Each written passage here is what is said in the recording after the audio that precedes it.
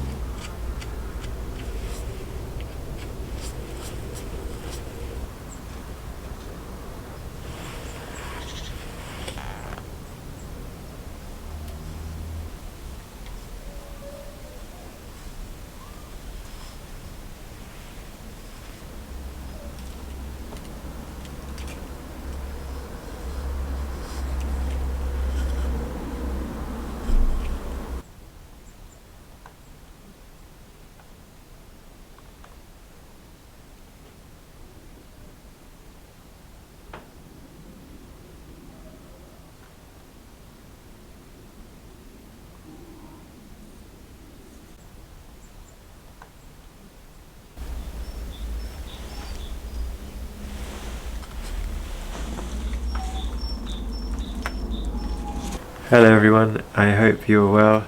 Another calm carving creation is born. This really is kind of the peak of where I'm currently at in my practice. And I've been drawn to and have been chasing this squash shape for years now. And I feel like I'm finally at the stage where I can confidently create them. And it's taken a lot of work to get to this point, and a lot of thought and a lot of patience. You might know that a big part of my inspiration is the growing of fruit and vegetables. And it all stems from the humble apple.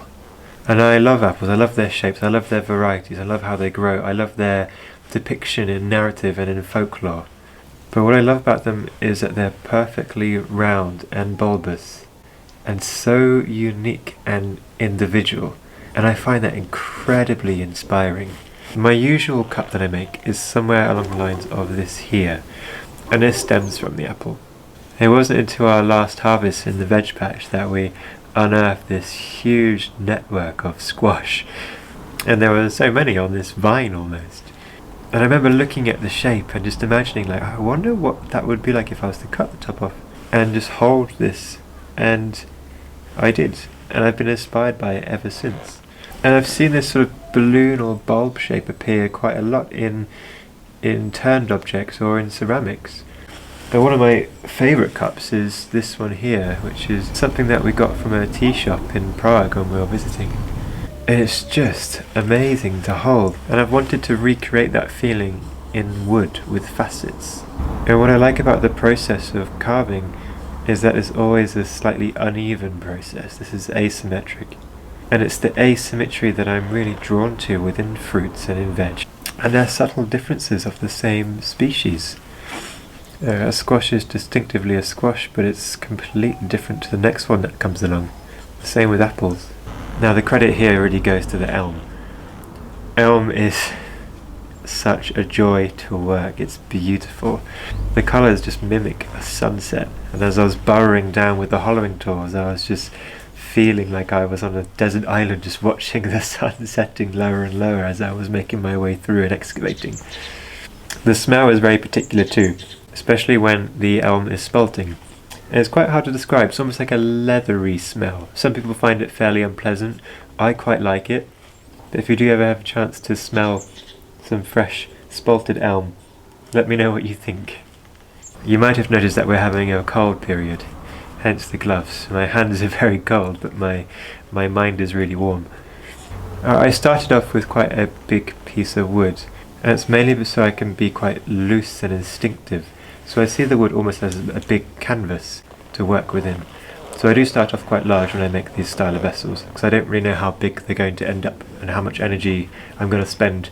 I tend to also leave a gap between the hollow and the end grain, and that's for two reasons. The first is I try not to work with the end that was exposed to the air, because I don't know how dry it's going to be or if there's a crack running through it. The second is because I like to envision how a form like this might look with a handle. I left this without, so I think I prefer it. But it's nice to work in a way where you can make sketches as you go along. There was a point in a video where there was a band of axe marks in between the carved top and the carved bottom, and it was a lovely juxtaposition that ran around the outside of the vessel, and I liked that point. Now, if you're a woodworker, the elephant in the room is that elm is ring porous. It's got tiny little holes that run through the end grain. My plan for this cup is I'm going to try and seal it with a natural lacquer taken from tree sap. So I'm going to experiment and see if I can get this to seal. You can also seal it with linseed oil, but it does take a long time. You're looking at lots and lots of coats of linseed spread over a few months. But I'm looking forward to trying out a new technique. I hope you enjoyed this calm carving episode. I really did. As always, if you have any questions or comments, do put them below. I do tend to respond to all of them. Thank you all for watching along, for your kind words and encouragement. I look forward to bringing you more of these calm carving episodes in the future. For now, I'm going to go home and warm up my hands and my feet. See you again. Thank you. Bye bye.